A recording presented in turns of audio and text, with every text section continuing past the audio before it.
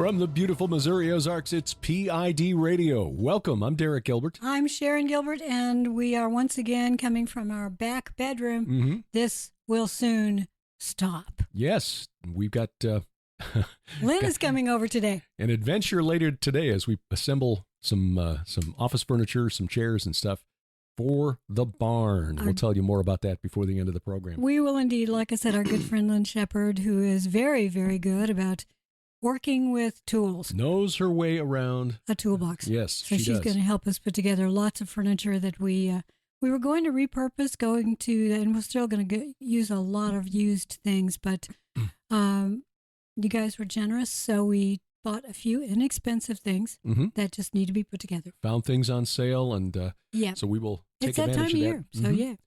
And so that will be our Saturday afternoon, but in the meanwhile, we'll try to make some sense out of what's been going on in the world over the last week. Since last we came to you, of course, in fact, the last Saturday's P.I.D. Radio was a little bit somber, and I think this one will be as well. It will be as well, and one of the biggest things we need to ask of you is that you still pray for Tom Horn. Dr. Thomas Horn is in hospital. Yeah, ICU, critical condition.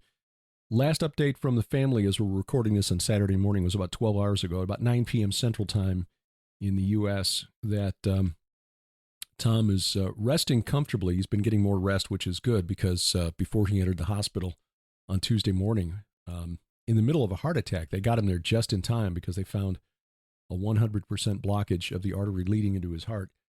He hadn't slept for about 72 hours at that point because of the pain. Right. So he's more comfortable now, but his heart has not regained full function. Right. They did put a stent in that artery.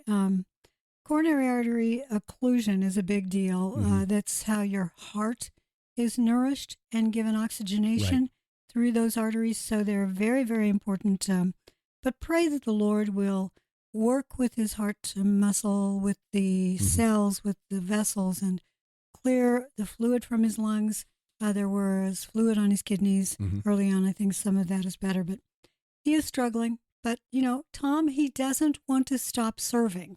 Right. He will go to be with the Lord when the Lord calls him, and Tom will rejoice. But Tom wants to work. He does. He's still working. He keeps giving Joe instructions. And talking about book research from his hospital bed. He did that when he was in for COVID as well. So yes, he did. That's the mindset and the spirit of Tom Horn. So your prayers for not just Tom, but for Nita, for Joe, Donna, and Allie, their children, their grandchildren, very much appreciated. Very much so. So, yes, and thank you. Many of you have already been praying, so thank you. If you want to know a little bit more, Derek did a special update yesterday for the 5 and 10. You can find that at the 5 and 10 channel on YouTube, but also it's been posted to Facebook. Right. And essentially it was what we just told you. Yeah, so I don't really know much more other than the update that Joe put out on Facebook last night at 9 p.m. So there's really no news that we have that we can share at this point. Just are just requesting your prayer. Yeah, we do. So in Israel, boy, that's the big news right now. This has been a really interesting week, not just in what's been going on on the ground, which is interesting is not really the right word. I think horrific is a better word, but the reactions to it from all quarters is telling. And I don't want to be mean-spirited or throw shade on anyone in particular here, but I'll just say this. I think a healthy criticism, or rather skepticism, of the media is wise, because we can look back over history at remember the Maine got us into the Spanish-American War. Turns out that was not the work of, it was just coal dust that ignited. Right. Discernment in all things. Right. U.S. government narratives that led us into World War I and the Vietnam War were also untrue. Yes, but let me say, and I think I know where you're going here, and I just want to stop because I don't think now is the time to unpack all of that. No, my only point is this. We know that we need to be discerning when it comes to the mainstream media, but don't go so far in the other direction that you disbelieve everything. There's Joe. He's always coming in. No, it's someone else. Oh. Joe manages to get through, and I'm glad he does, especially now. But sometimes, he How does he do that? I don't know. How does he do that? We found that even though there are certain people on my favorites list, because if there's an emergency, I want them to be able to get through. Like your mother. You, my mother, my sister, my daughter, our daughter. When you're on Do Not Disturb. Right. So those are the only calls that should come through, and yet Joe's texts manage to get through the block. They do. Yeah. Well, his we kung love fu Joe. is good. He is good. Yeah. So, but anyway, just to sum up, believing nothing from the corporate media is just as unwise as believing everything. Mm-hmm. You have to discern the chunks of truth in the stew that we are served. There is only one capital T truth, and that is the Lord God Almighty. He is truth. Human beings and spirits that are fallen have a tendency to twist things around according to our own ends. Mm-hmm. But as I say, it's very likely that there's something just wrong with certain aspects of what's going on now. But now's not the time to start throwing those accusations, and yet we're seeing it all over the place. So many, there's so much out there on social media in the way of corroboration of what's been reported regarding the atrocities committed last week Saturday in the early hours, the early moments of this new conflict, that it's I think it's beyond question right now that the worst of what has been reported, probably 80% of that is true. If not more. If not more. I'm trying to be conservative and recognize that we're in the middle of an information war as much as anything else. And there are agents provocateur on both sides, disinformation, misinformation agents on both sides trying to put out a story for the purpose of rallying public support for their particular position.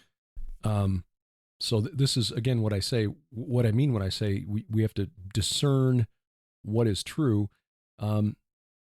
There is something I try to ask whenever I see a story or something on social media for that matter. Number one is it true? But number two is, who benefits if I believe it?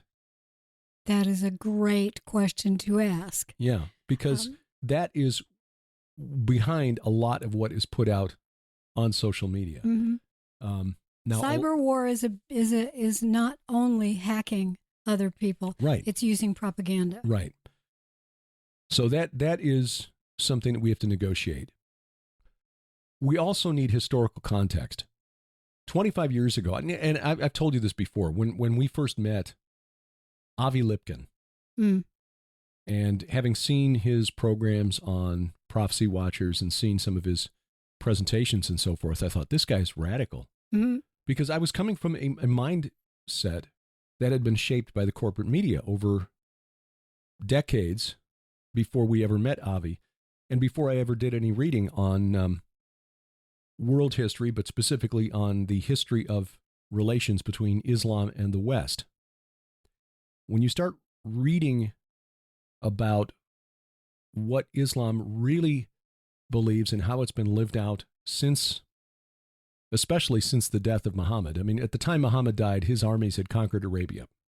But within 100 years of his death, they'd conquered all of North Africa, all of the Middle East, almost all of what is now Turkey.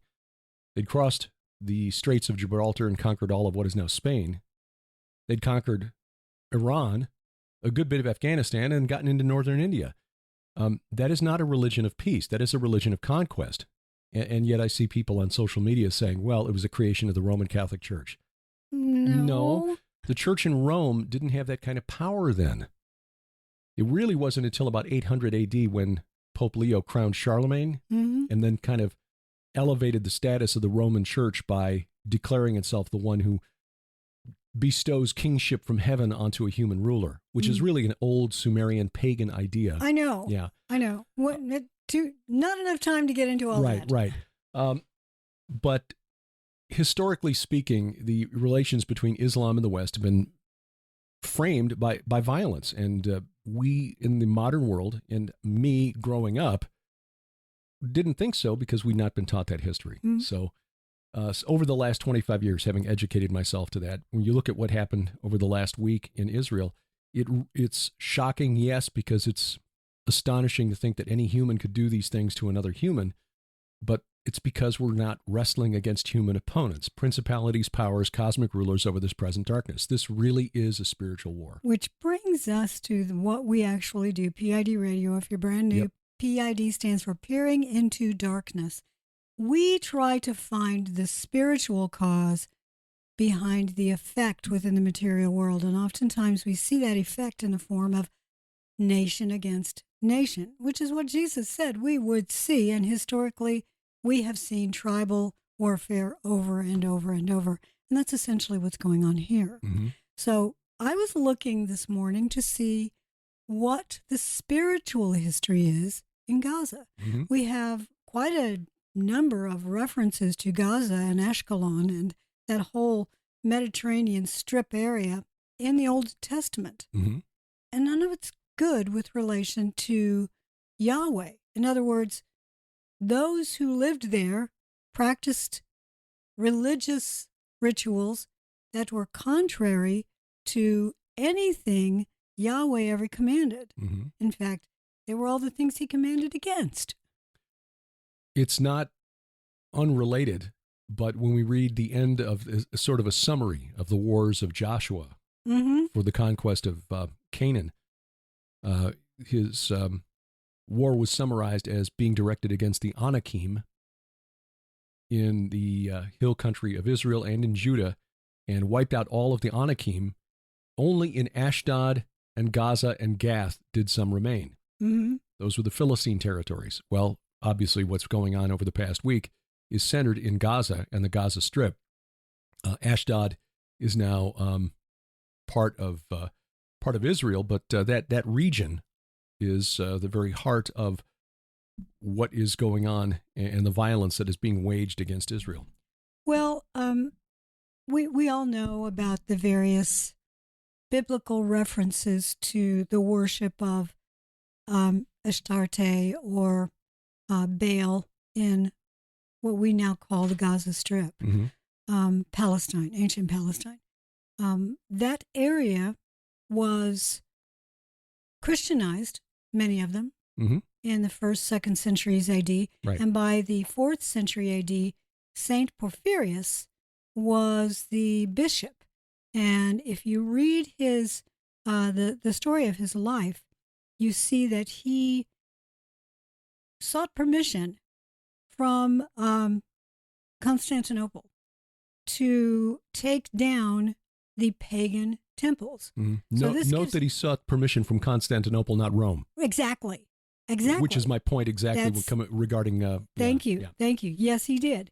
Now, he took down, with permission, he executed this decree in May of 402. So the very early 5th century. 8 temples were taken down. Aphrodite, Hecate, the sun, Apollo, Kore, which is another name for Persephone, Tyche, and also the Marmaon, which mm-hmm. is the temple of Zeus Marnas. Sorry, Marnas, mm-hmm. not an N. Marnas. Boy, when you get to be my age and you see certain fonts, they just look like... Yeah, the Marnaon was the temple of Zeus Marnas. Now, you may be sitting there thinking, I've never heard of him. Well, oftentimes these epithet second names were given to describe the attributes of a particular god. Zeus Marnas mm-hmm. was Dagon.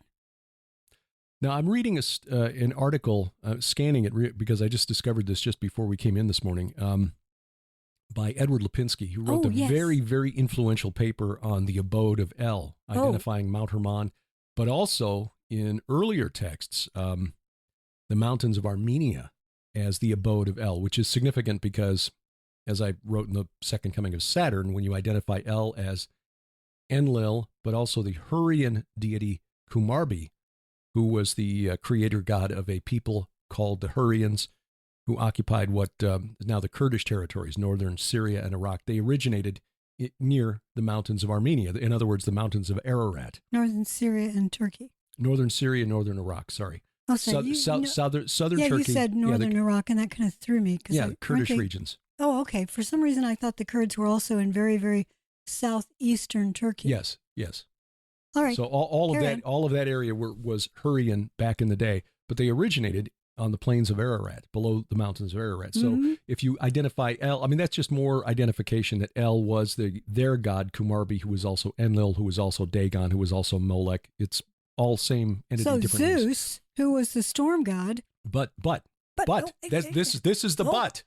This is the but. This is it. Lipiński says that the identification by Porphyrius and Stephen of Byzantium is incorrect. Oh. Yeah, that it was pseudo-historical and that there was no Phoenician connection between Marnas, or is it Marnas? Marnas. Yeah, Marnas and Dagan, which I think is interesting. Now, I would not be surprised that it was actually the identification of Dagan. Because they worship Dagon. Right.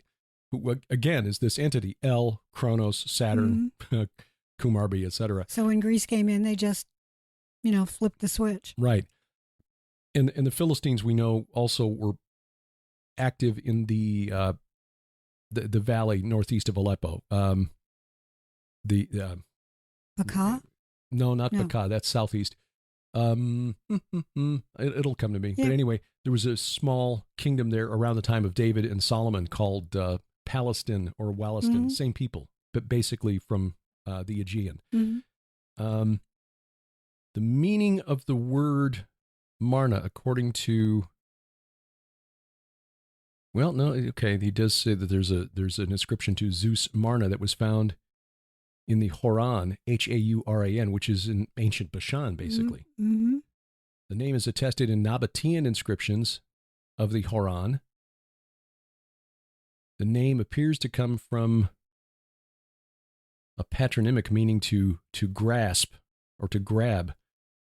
The word Mare, M-R apostrophe, is Aramaic or South Arabian and means Lord. Well, now, I'll scan through this as we keep, let's see. Okay, 1.4, he does say Marna, the Syro-Canaanite god Dagon. Well, there we are. Okay. Boom. I know that in the 20th and 21st centuries that the opinions of the older experts, the textual experts, it has changed. That opinion has changed slightly, and some believe that these histories are pseudo-histories, that the history of Porphyrios is a pseudo-history. But it's easy for us to nitpick, oh no, what did they know, 1,500 years ago? Yeah. Nothing. I think what he was saying is that the etymology that was put forward by Porphyrius was incorrect, but he does, I'm just skipped to his conclusions here. Marna is Dagon, which makes sense because that's where the Gaza Strip during the Philistine time of the judges was certainly the chief deity there was Dagon. And I think that it's very possible, again, this is just me this is my opinion, but when the Greeks came in, generally when the conquering culture comes in, they will take the local god name and either change it or append it in some way to coordinate and reflect their own pantheon. Right. The head of the Greek pantheon is Zeus. Right. They and this is really not surprising that the Philistines would do this. The Dagon is not just a Philistine deity. Dagon was the chief deity of the Amorites who lived along the Euphrates River long before the Philistines settled in the Gaza Strip. Dagon was worshipped in the middle of the 3rd millennium BC at Mari, which is on the Euphrates where the Syria-Iraq border is today, but also at another city in the north named Tutul, which is close to Raqqa, where the Islamic State had its capital. It's on the Euphrates near the border with Turkey. So that whole region along the Euphrates in what is now Syria was Dagon territory. In fact, Sargon the Great in the 24th century BC, when he went from Akkad, which is near where modern Baghdad is, and conquered all the way to the Mediterranean Sea, he stopped and sacrificed to Dagon and thanked Dagon for making it possible for him to conquer all this territory. Mm-hmm. So this is a very old entity, and that was the whole point of the book, The Second Coming of Saturn, is that you can trace him back to these people who came from the plains of Ararat. He was worshipped as the creator god of the Mesopotamians, Enlil, but by the time of Abraham, he'd been demoted to the netherworld, which is how we wind up equating him with the head of the Titans, Kronos, Saturn, banished to Tartarus, but also as Molech, the one who demands the sacrifice of children, and as the destroyer who comes out in Revelation 9. Yes. Now, this is one of the things I find so interesting about the idea of Zeus Marnas. If Zeus Marnas was supposed to represent Dagon, Mm-hmm. Dagon being Shemyaza, Right. Saturn, Mm-hmm. Kronos, is not Zeus. Correct. In the supposed stories, the myths, Zeus is Kronos's son. Mm-hmm. They are not, no, that's all a lie. They're not father and son, but they are not the same entity. Right. One is in Tartarus, one is walking the earth, walking up and down, seeing whom he might devour. Mm-hmm. Well, again, in other words, that's Satan. yes, right. And the story that was given to the pagans about, old dad had to be overthrown and sent down to was to explain what had happened to the old gods after Yahweh, the God of Abraham, Isaac, and Jacob, banished them to Tartarus. Yes, it's also a way of getting rid of Yahweh. Mm-hmm.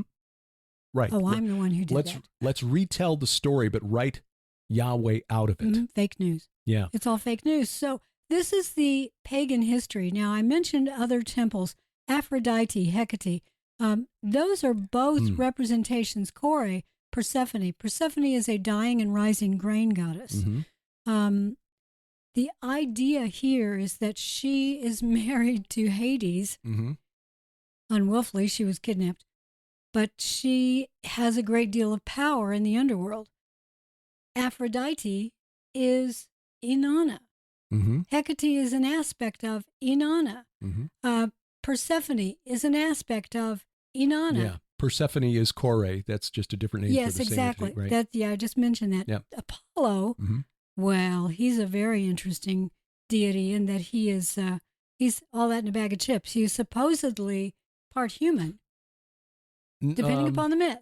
Depending on the myth. There are some myths that claim he has a human mother. Okay. But there are others that say no, he had a divine mother. Yeah, but, divine mother, lower order divinity, but a divine mother. In other words, a spirit mother. Mm-hmm. Again, this is all fake news. That Apollo, I'm not sure that Apollo is actually, I can't remember what Apollo is called, forgive me, but Apollo's twin sister is Artemis, who is Inanna. Right. So in a way, this is representing Dumuzi and Inanna. Mm-hmm.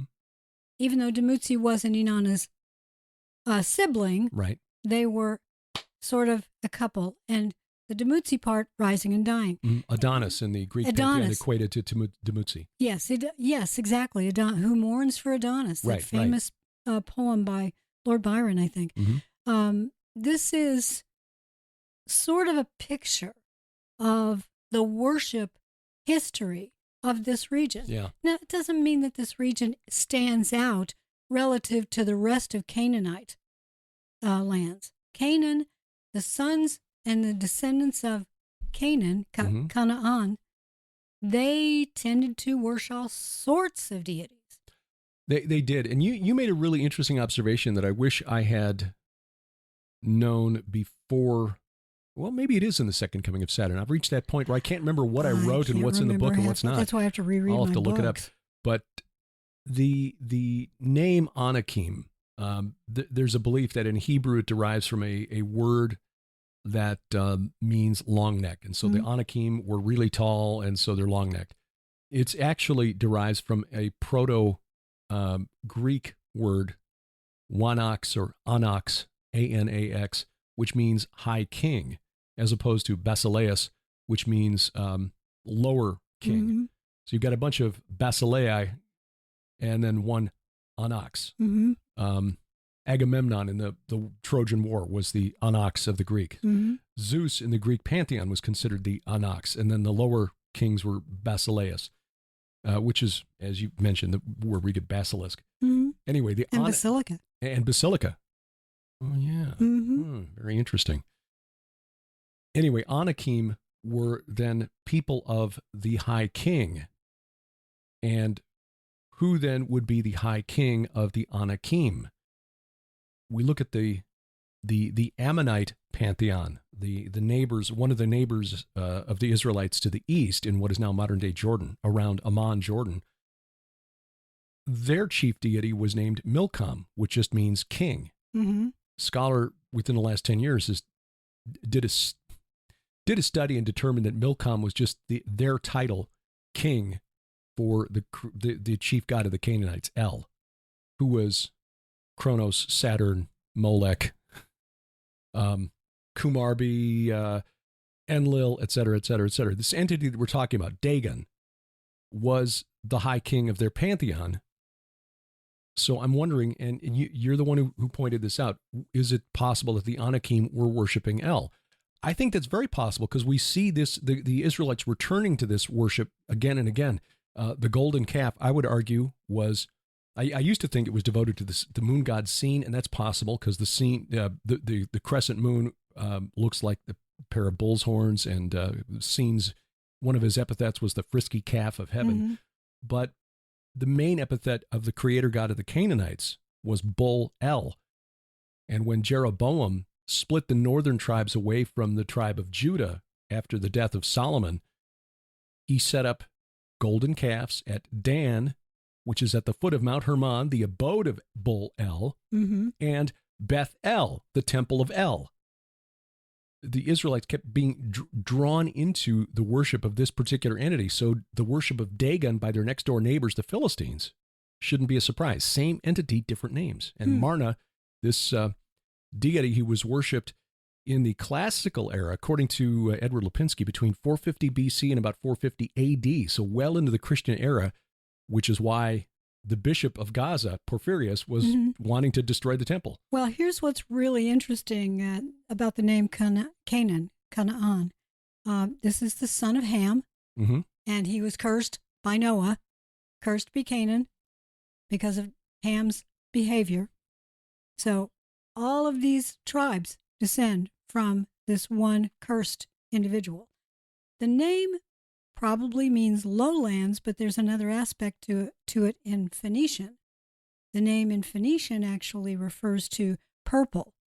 The fact that they made this purple dye that was valued throughout the land, right, and that made them great merchants. It also refers to a merchant. Yeah, I think it's fascinating that you see that the descendants of Canaan, depending upon this, and especially in Phoenicia, that this idea of ruling the world through economy, merchants. Nabu, exactly. Hermes, Mercury. Yes. Yeah, in fact, the word Punic or Phoenician is just from the Greek meaning, if I'm not mistaken, from the Greek meaning purple. Or is it Luvian? It's another word that means, I'll have to look it up. Might be now. Luvian. Yeah, I'll have to look that up. But it also is based on that, the purple dye that they got from the Murex snail. So, yeah, I will look that up and confirm that because I hate putting stuff out there that I'm not right about. That's the downside if we ever do things live, and we're hoping to one of these days, because there is a sort of a momentum to that. It is from the Greek. So Canaan or Canaan from their language, meaning purple, but also the same in Greek. And that's why when the phrase wearing the purple means royalty, because it was really expensive. You got to crush a lot of those snail shells to get a little bit of dye. So expensive. That's why most of the colors back then tended to be yellows or beiges or browns. That's why when Joseph was given a coat of many colors, it probably had purple and red in it, which were expensive. Very expensive. That is also why in Ezekiel 28, which is the prophecy or a polemic against the king of Tyre, Phoenicians, there is the reference to in the abundance of your trade, you were filled with violence in your midst. Oh, you were filled with Hamas in your midst. Oh, You just had, yes, I know. It's like no, it didn't. Why did, what, has that always been in there? Yeah. You just had a wonderful conversation with Carl Gallups, and you were talking about the situation in Israel and the fact that Hamas means violence. Yeah.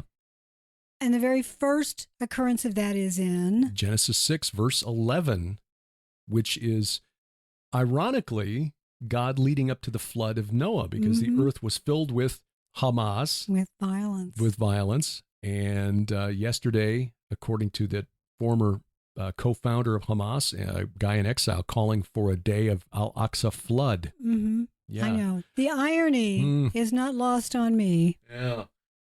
Well, we will continue our discussion here. Essentially, this, as we're talking here, I'm inclined to title this week's episode "The Dagon War." Yeah, because, there you go. This Marna, Dagan, was the city god of Gaza. You also get into the Lebanese aspects of this, and that they worshipped milk carts. Yeah. So we'll continue peering into darkness as P.I.D. Radio continues.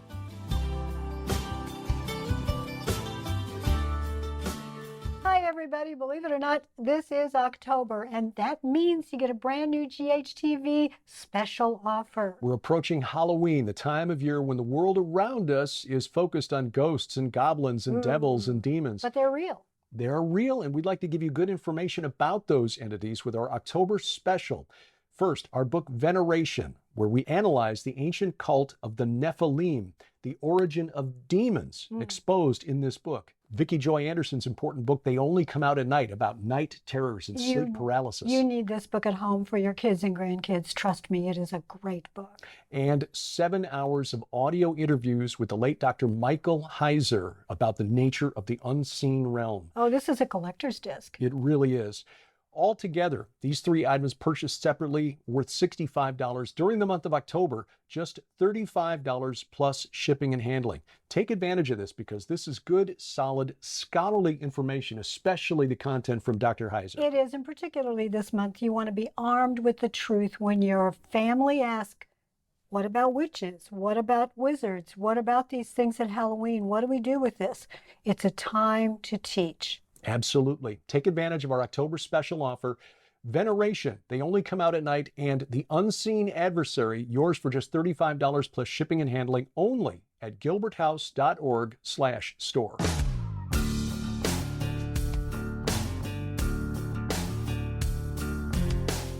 Welcome back to P.I.D. Radio. I'm Derek Gilbert. I am Sharon Gilbert, and we're so delighted that you choose to join us every week.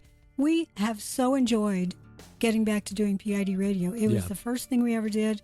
It was inspired by our writing. We were supposed to be promoting our books, and that lasted a week, and then we decided, okay, let's talk about something else. But it has forced us. We're both news junkies by nature, but it's forced us to really look at the spiritual truths behind the mist of war.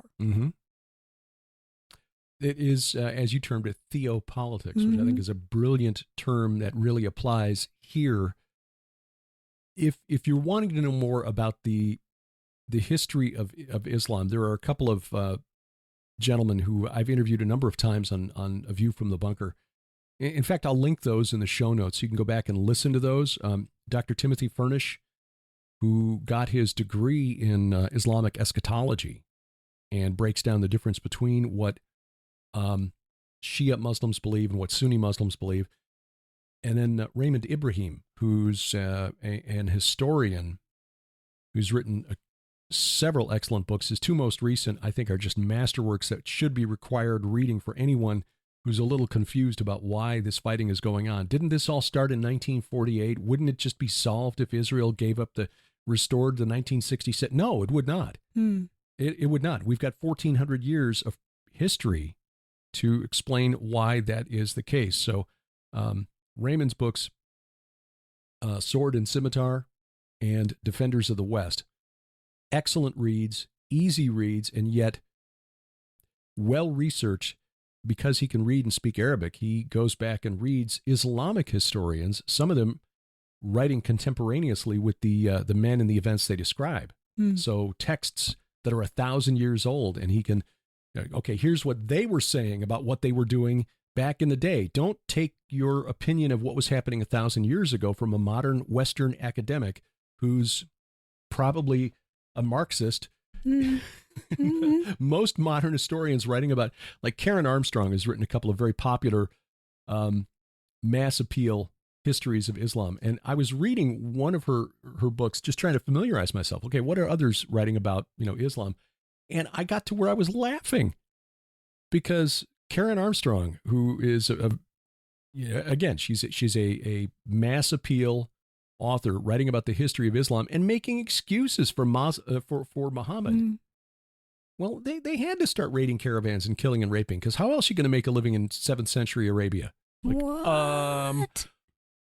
Okay. I'm sorry, but that is not an excuse for doing that. Right. Even back then, human beings had a moral compass, right, supposedly. Yeah. Well, Muhammad made it, he sacralized the act, and so it became a holy calling. Anyway, Raymond and Tim are excellent resources that will open your eyes to the nature of the religion and its relations with the West. Well, as we're talking about what's going on in the Middle East region, I'm just seeing this at X, which used to be called Twitter.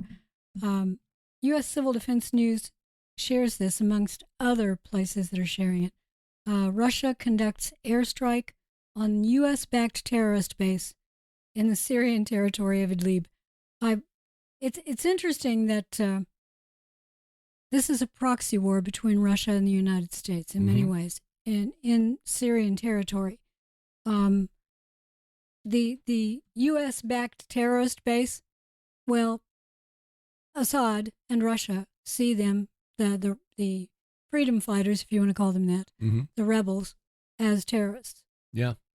The name the word terrorist, that label is transferable depending upon your context. Right. Part of the information war. It is absolutely. One man's terrorist is another man's freedom fighter. Right. So the fact that this is now going on in Russia, I think, let me just really quick. And those rebels in Idlib province are some of the ones that we were sending weapons to, the so-called moderate rebels that we were diverting weapons looted from the stores of Muammar Gaddafi before he was overthrown by NATO. Right. During the Obama administration. Yeah, my point is that this is not isolated to one region of Israel. We're seeing Lebanon getting involved. We're seeing now the ramping up of the proxy war in Syria. Protests all over the world for the quote-unquote hashtag Day of Rage, that and the Al-Aqsa flood. That began yesterday. And ironically, as we are talking, I'm looking at the time, and it is now 10:13. 10:13 a.m. Yeah. Well, 10:13 local time in Albuquerque and other cities across the U.S. that sort of span that southwestern edge of the U.S., those cities were privileged to watch an annular solar eclipse. That doesn't mean once a year. It means it's just this ring of fire. Annual. Yeah. It just means circle. It's this circle of fire around the sun, because it's not it's not total. So just the central part of the sun is blacked out. And that's probably still ongoing because it takes a couple of hours to begin and end. But next March... Yeah. We're not going to see it here, by the way. It's all cloudy. So no, even if it's just going to get dark. We wouldn't see it here anyway. We're going to get about 60% of it, so we're going to lose about half of our sunlight. Boy, that's not according to what I saw online. But anyway, I digress. I start again. I could be wrong. Well, we'll find out in the next hour. Okay, we will. We will. And our good friend Judd Burton is right there in one of the prime areas to watch the entire eclipse. In March of next year, there will be a total eclipse that is viewable from larger parts of the U.S., Dallas up through the Illinois area, southern Illinois. It's that eclipse that forms the other leg of an X right across the United States. The X, the first leg of it occurred in 2017, I think, when we were up in Boise, Idaho. And this will be the other leg of it. And I think that Hear the Watchman is having a conference in Dallas during that eclipse. Yeah. Dallas is one of the cities where you can see it. Mm-hmm. And so Hear the Watchman will have been in both of those over the last 7 years, because what was the other one? 2017. Yeah, I think it was. We will be in Israel when it goes on. We pray. Well, you will be in the conference speaking by video. You are pre-recording. You'll see my picture on the poster. It's we will be there, but I'll have a video presentation. But, yes, speaking of Israel, I'm glad you brought that up, and the fact that we plan to go to Israel next year. We're still planning to go. Mm-hmm. And if you have signed up to go with us to tour Israel and possibly go into Jordan, understand that we are not postponing that. Not yet. Not at this point. Haven't even thought about it. Haven't even thought about it, because as far as we're concerned, this will end soon.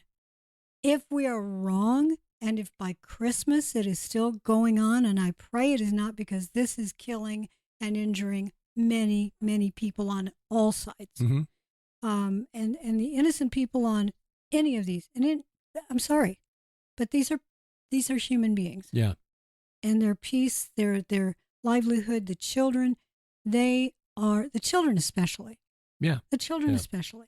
You need to think about this. So pray for everyone in this. But if this is still going on at Christmas, then we will revisit this question with Aaron Lipkin. Right. In the meanwhile, we're just praying for our friends over there. So far, they are all safe. It was interesting. I sent a note to the archaeologist we spent, better part of a day with at Gilgal Rephaim, Dr. Mike Freakman, and just said, pray that you're well and for a swift recovery. He sent back a picture and made it, it's clear from the picture that he's been called up as in the reserves. Mm. All able-bodied young men and women serve in the IDF, other than the Haradim, the ultra-Orthodox, but they're all also subject to being called up to the reserves when needed, and Israel's called up about 300,000. So here we got an archaeologist who is, he's still pretty active, but it's clear that he is past his active duty days. Well, he's probably late 30s, early 40s. There's a 93-year-old gentleman who signed up again.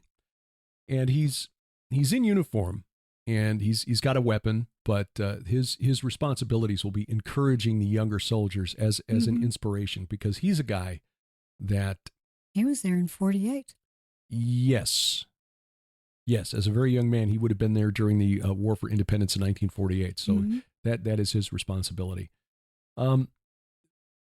We got word. Go ahead. Really quickly, while we're still talking about our friends in Israel, Derek and I visited Metula with our good friend Yishai Avital when we were there this last spring. And Metula is the northernmost point in Israel. It's a small town, if you want to call it northernmost village, yeah. Northernmost village, Shabbat Farms is further north, but northernmost village. Yeah. I stand corrected. Northernmost village. Mm-hmm. But these are people that they're within a stone's throw of Lebanon. We're working on a video for release, and I pray I can get it out by Thanksgiving is my goal, of the pre-tour investigation that we conducted. We were looking for sites that we think support our theory that the Valley of the Shadow of Death is a real place. And that's why we were in Metula. Mm-hmm. Because of the falls that are there. Yeah. Where, according to the book of First Enoch delivered God's judgment to the weeping watchers. The Avel Ma'in in the book of Enoch means waters of weeping. Mm. So to get there, you've got to go by way of Metula and then come south. And as we were driving through that region, you'll see on this video, a video that I think you shot through the back window of the vehicle as we were driving along the border. And you can see the white vehicles on the other side. And of course, Yishai Avital, our guide, wonderful sense of humor, said, "See those vehicles? The Hezbollah." We went, and what? We look closely, and you can very plainly see UN on the side of the vehicles. But that begs the question. The UN's driving along that border then, back in March. Yeah. What are they doing now? Yeah, I know. How is it possible that Hezbollah fighters are getting so close that they're engaging in firefights with Israeli soldiers? One has to ask that question because the UN is also, I think, in Lebanon. So they are supposedly patrolling that border. What good are they? Yeah, one might ask. So yes, I'm sorry. You were going to go ahead and say. Yeah. How did this happen? And this is a question that will, I think, consume Israel once the crisis is passed. Oh yeah, we actually addressed that at the very beginning. Well, something I meant to bring into this because there don't seem to be very good obvious answers. Israel is supposed to have the best intelligence sources, services in the world. So between the Mossad and Shin Bet, how is it possible that Israel was caught flat-footed? Well, and we.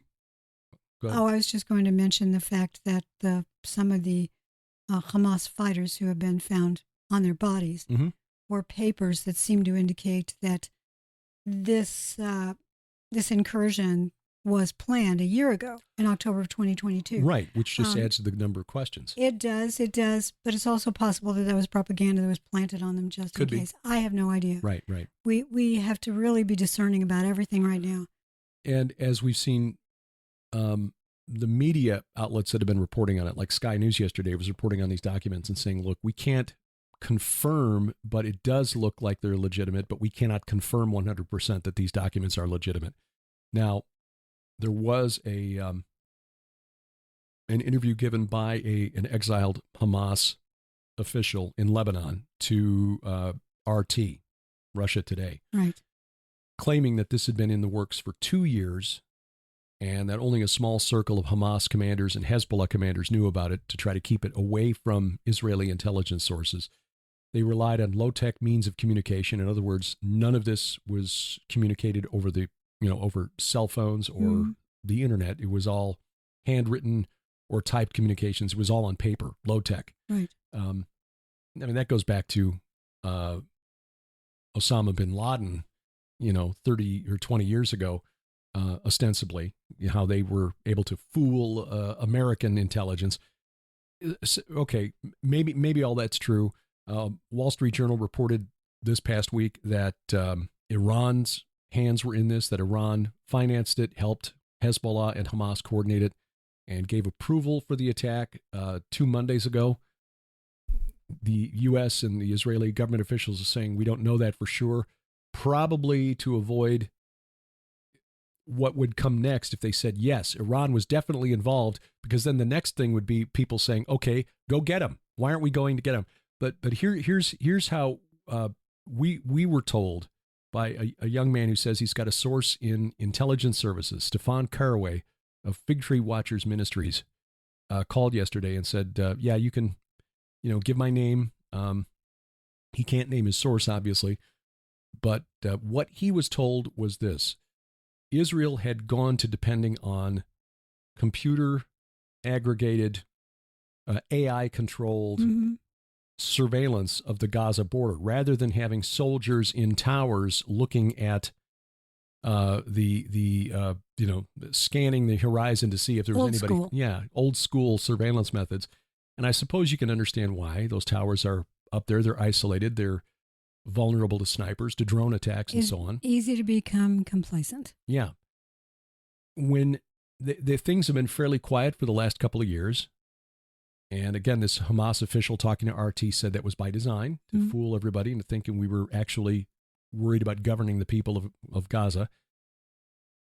And through a combination of hacking and basically shutting down the AI, or at least confusing the AI that was controlling the monitoring systems, and then hitting the cell towers that they needed to communicate one with another, and then hitting the observation cameras, knocking them out. Suddenly the sensors that were part of this AI-controlled surveillance network along the border was blind. And that's how the bulldozers and front-end loaders and the motorcycles and all that were able to get across the border before Israel reacted. Now, all right, that may be true, but just stepping back, wouldn't there have been some kind of an alarm when all of these sensors suddenly went offline? You'd think that would have been an alert in and of itself. You would think so. And also each village, each kibbutz has someone there who reports directly to the military if something were to happen. Yeah. So I don't really know. I see all sorts of opinions. I'm seeing opinions that say Israel knew about it, that this is a setup, a false flag. There's so many things, right? And it's too early to tell. The fact is, people are dying. Yeah. And that's what we need to pray for. You mentioned Iran, old Persia. It's in the Bible as Persia. Yeah. Ali Siadatan, who's a good friend of ours, you've interviewed him a number of times. He grew up there. He has family there. He knows the mindset. And he has told us, because the dissatisfaction with the Ayatollah and with the mullahs right now is leading to a vacuum. Many are coming to Christ. Right. And that is good news in all of this. Yeah. He tells a story about several years ago going back to visit family there. And the younger men, he said there was a baby boom after the war with Iraq ended. And the surviving soldiers came home and they started having lots of children. So he said, 70% of the population of Iran is under the age of 35? That's young. Yeah, it is. It's really contrary to what we're seeing in the Western world, where we are getting older and older. Western world and China.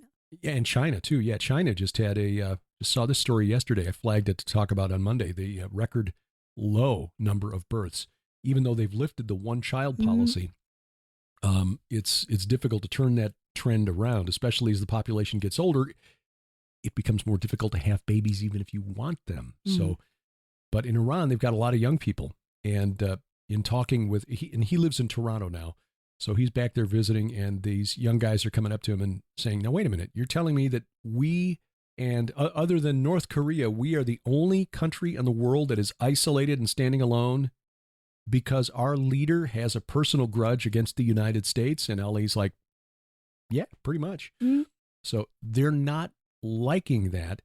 The ruling Ayatollahs are getting older and recognizing that they really don't have much of a window of opportunity, which is what makes this time that we're in especially dangerous, because coming back to China, they also recognize that demographics are not in their favor.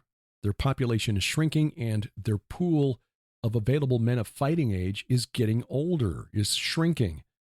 The United Nations, which has been trying to tell us for years that the world is overpopulated and we need to cut down our carbon footprints because we won't be able to feed everybody, they admit the Chinese population will drop by about half over the course of the rest of this century. They're about 1.6 billion now, and they will probably be at 800 million, 700 million by the time the next century rolls around. So China, if they're going to do something now militarily, the time to strike is now. And in Iran, when you've got a bunch of the Ayatollahs who are in their 80s and 90s, if they're going to try to prepare the ground for the Mahdi, they got to do it now.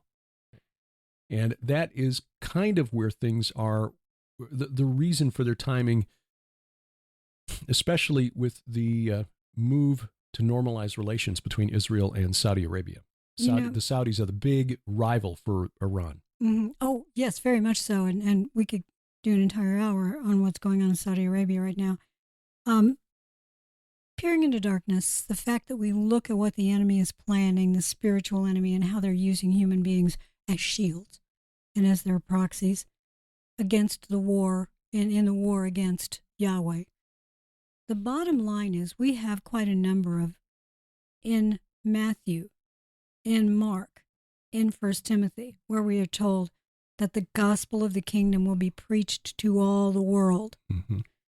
That's our job, and that is the great promise when we look at all of these people who are being used by the spirits and by human beings as shields, as pawns, these innocent civilians that if they were given the chance, if they were shown compassion and love, they might accept Christ.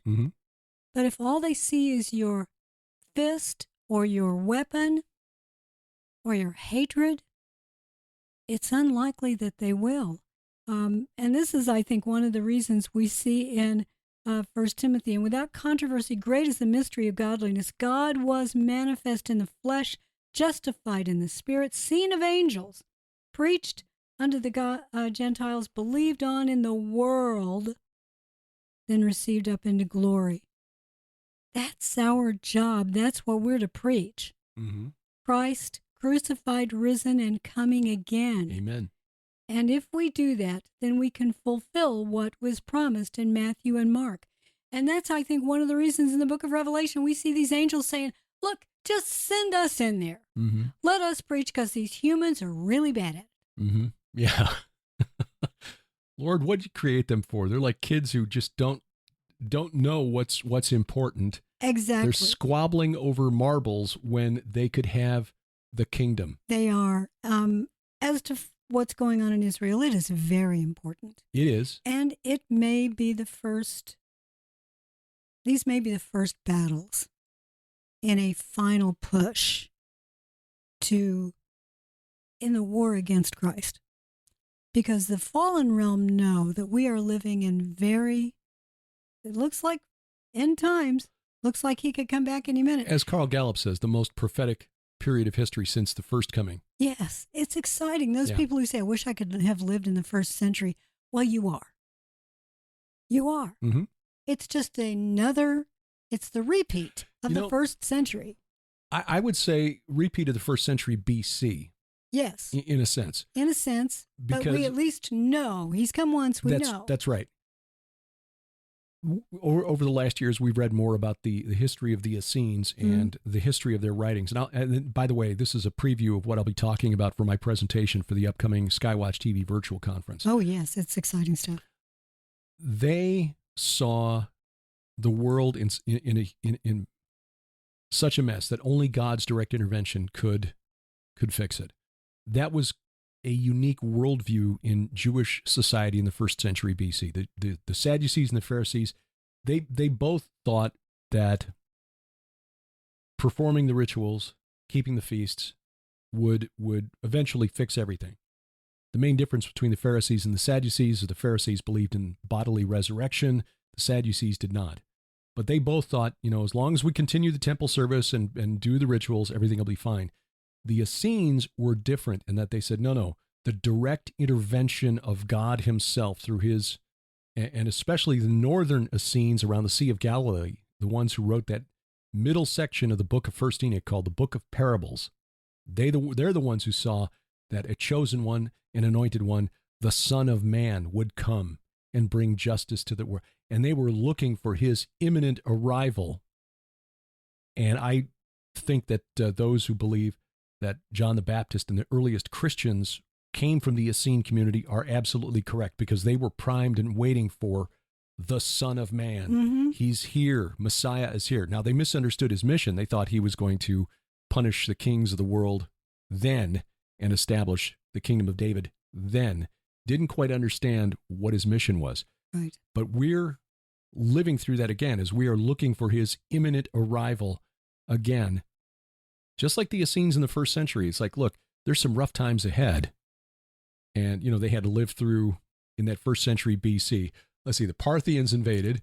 There was a civil war. The Romans invaded. The Armenians invaded. Mm-hmm. And then, they had their own revolution in the first century AD that didn't go well.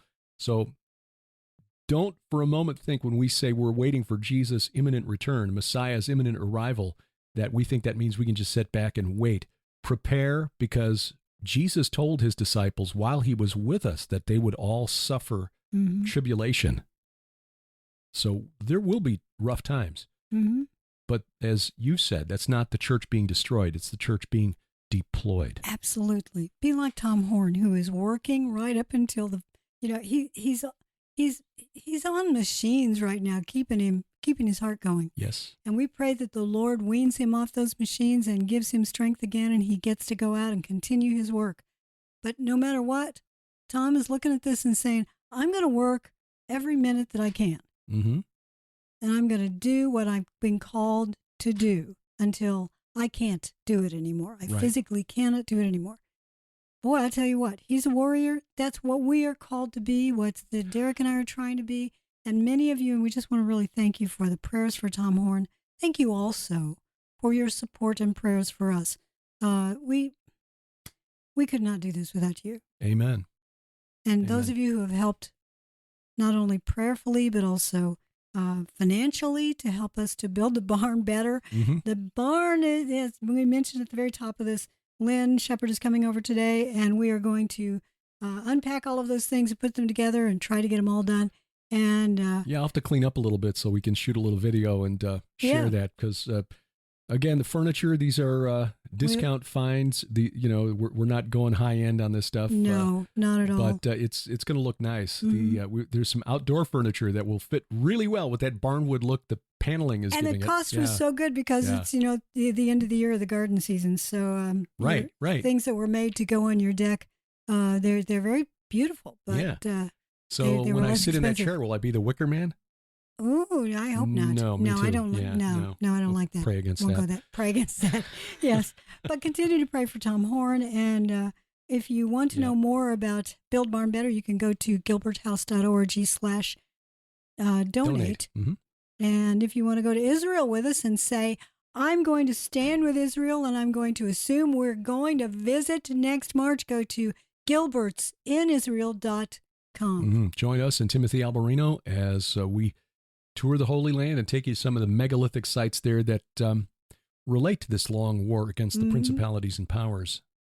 So, we will, just look forward to getting back over there whenever the Lord allows. The Lord He'll make it happen one way or the other. Yeah, and in 2025, we're already got dates set aside for 2025, the Iron and Myth Tour with Dr. Judd Burton and Pastor Doug Van Dorn. We're looking forward to that. That's going to be incredible. So thank you for listening. Amen to that.